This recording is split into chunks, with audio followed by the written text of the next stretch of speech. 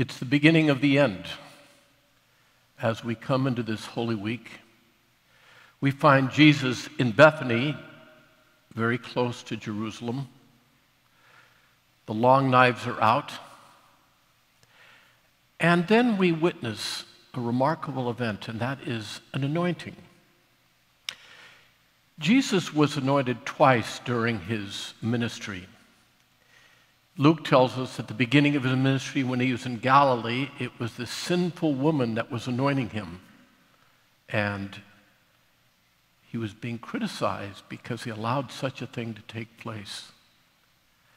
But in a sense, it was the beginning of what Jesus' ministry was about. And that was reaching out to the sinful, healing the sick and the vulnerable. We see this time and time again as he went throughout Galilee. But now we have another anointing.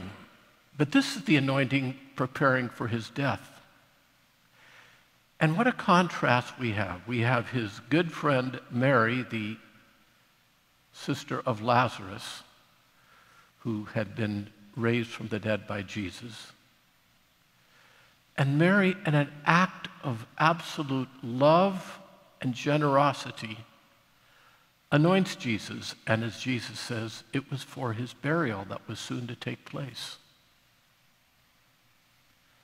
There is the generous, loving Mary on one hand, and there was the conniving, selfish Judas on the other. And we heard in today's gospel, he criticized this act of love of Mary because all he could think of is, think how much we could do with this money. Of course, he was saying, give it to the poor, but he was really saying, so I can spend it myself. Isn't it so ironic that Mary generously gave out something that was worth 300 days' wages? And a little bit later on, it was Judas who would betray Jesus for 30 pieces of silver.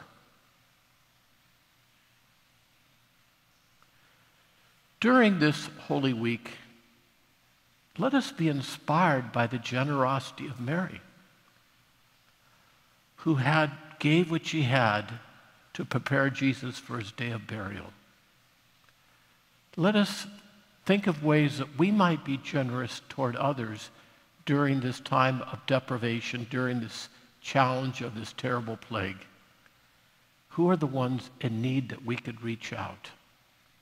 Remember that Jesus' ministry was shown by reaching out to the poor, to the vulnerable, to the sick, to those so much in need.